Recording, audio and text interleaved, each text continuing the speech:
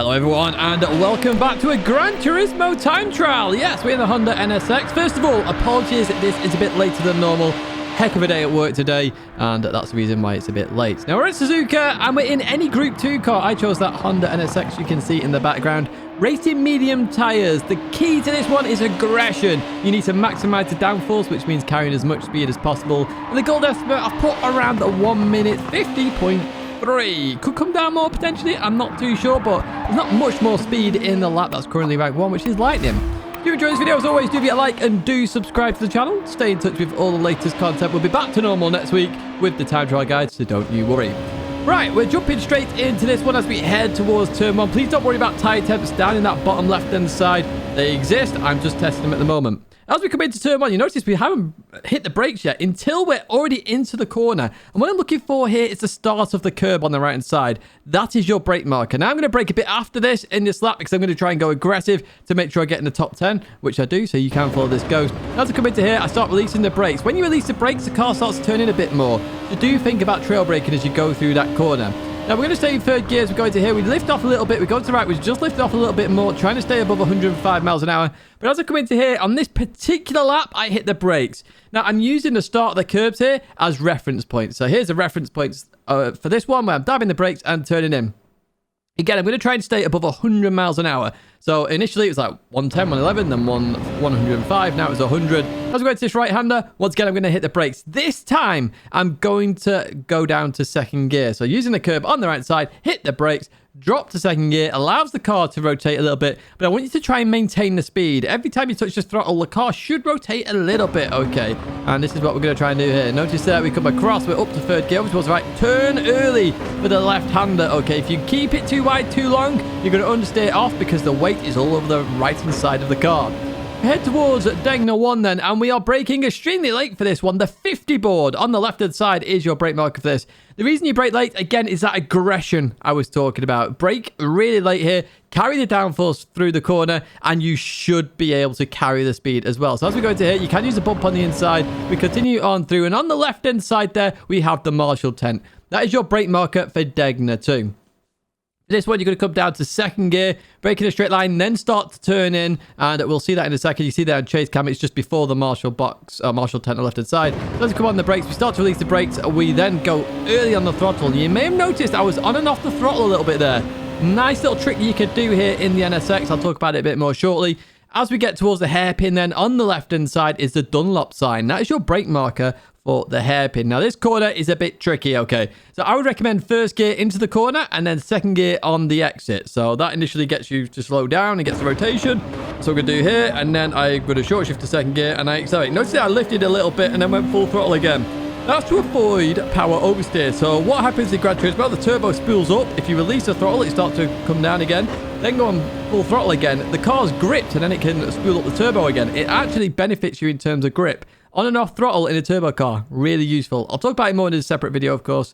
As we head towards Spoon, on the right side there, we've got the escape road. That is your brake marker for Spoon. It's just after this, in fact, after it leaves your screen. And again, you want to be aggressive as you turn into here. So I start to turn in, trail brake, let the car go through here, and I'm trying to come off the curb as early as I can. Essentially, if I get anywhere near where I've marked there, the end of the curb, I'm going to head off into Narnia, essentially. So I'm trying to brake early. I'm trying to get the car turned in. The reason for that, it carries a lot of downforce, as I was talking about. If I'm aggressive with a turn in, hopefully I can clip the curb on the inside and start accelerating really early in second gear. The car will just grip. It has a lot of grip here because of that downforce. You can breathe a little bit now as we head towards 130R. And guess what we're doing at 130R? Can you guess? Got a couple of seconds to find out. 3, 2, 1. We just turn in. There's no issues there whatsoever. I would recommend changing to 6th gear though through there. And as we approach the Casio triangle, on the right side, I use the yellow line. That is my brake marker for this corner. Okay, it's the start of the old pit entry, and we're using that there. You could use the 100 boards if you want to, but I prefer the yellow line. I think that's the spot-on brake marker. And as we come into here, hard on the brakes in a straight line. We start to release here into first gear. We go short shift to second to avoid any power oversteer. Again, using the on-off throttle technique on the exit of the chicane there to maximize grip and head towards the line. This is a 147.8. I definitely could have pushed on a little bit longer, but unfortunately, I'm tired after a long day at work. I didn't go for that little bit extra in the time. We jump then to the pad lap. So as we go into here, we are following the rank 1 go. So as we come into here, doing the same technique at the start of the curve on the right, we stayed in second gear, being aggressive on throttle as we go up to third gear. Over towards the right side, we're going to go lift off a little bit here, and then in towards the right we go. Instead, we're lifting. We're trying to maintain the speed. Coming into this left, I just lift this time. You can see a tiny bit of understeer there that I suffered from. And again, second gear, we're instantly trying to get on the throttle, trying to get it rotated that I was talking about. In towards the left, early turning for this left-hander to continue on through. Did you notice on the right-hander the aggression with the throttle? On, off, on, off, on, off. I'm really trying to carry the speed. Tidgney 1, 50 board on the left-hand side. I actually break a bit earlier for this one as we continue into Tidgney 2. Marshall 10 on the left-hand side. Continue on through there. Just struggling a little bit on the pad.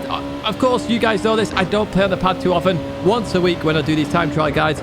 For, what, 10 minutes, 15 minutes tops? Really on the pad just so I can get used to it and find out any issues there.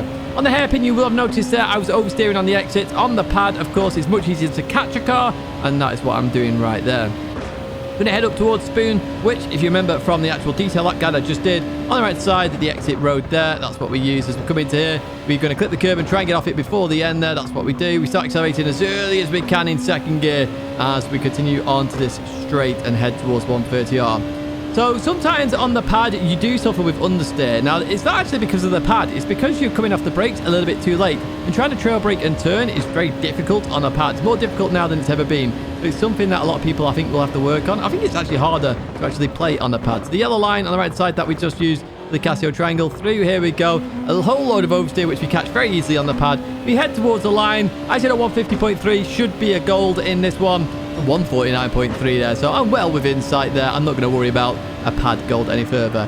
Pad can definitely get into the low 48s, that is for sure. My ABS is on default. The inside curve there is my brake marker as I come into here, start to release the brakes, and then we're in second gear. Again, on throttle here. Notice there's no real dramas there as we continue on out. We're going to go into the left-hander. We lift a little bit, and then into the right-hander. Trying to maintain that speed as best as we can. In towards the left, we dab the brake a little bit, try and keep it turned in. And as we come into here, we're going to brake a little bit more, second gear, be aggressive on the throttle, and get over towards the right side. Turn early for the left-hander here, just to make sure the weight isn't transitioning as you go towards it, and suffer understeer. You do it early, it should be fine. 50 ball on the left-hand side for Tidgney 1. In we go. We can clip the curb on the inside. Marshall 10 on the left-hand side for Tidgney 2. Through we go and continue on exit. Remember the on, off, on throttle technique. You can do that here in this NSX, remember. Dunlop sign on the left-hand side. Hard on the brakes now as we go into here. Short shift to second gear on exit. There we go again. Hard on, off, and then hard back on the throttle.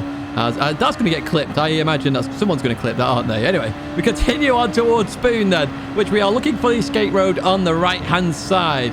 There it is, just after we get past that third gear turn in. Notice the aggression there. On throttle, lent off, down to second gear, clip the curb, and instantly on throttle in second gear. Early throttles, much earlier than any other type of car here, okay? In terms of Group 3 or lower, you're really on the throttle due to the downforce. It's carrying a lot here. You can really, really progress through the corners. 130R, absolutely flat. Sixth gear as we go through there. We head towards Casio Triangle on the right side, looking for that yellow line. There it is, hard on the brakes then. Down to first gear, short shift to second gear as we clip the curb. Over towards left hand side, second gear. Try and straighten up, on, off, on the throttle. Once again, as we head towards the line, that is the 147.8 that I was talking about earlier on. And that is the lap guide here done at Suzuka in any Group 2 car. Kind of suspected the NSX would be the most popular car when I heard about it yesterday, and it is. It's just very good handling car at the moment, and MR cars are doing pretty well indeed. I say once again, apologies for the lateness of this video on this Thursday. Hopefully it's still of use to you, and if you did enjoy it and it has helped you, please do let me know in the comments. Also give the video a like and subscribe to the channel to stay in touch with all the latest content. I appreciate all the support over the past few weeks. It's been insane, as well as the past years from you older members. Do check out the partners in the description. As always, my logo's there if you want to subscribe, and 2 videos to check out if you are struggling on any of the other time trials that are currently active. 2 million credits is your goal, and I hope I've helped. Hope to see you in another video live stream again very soon. Thank you for watching.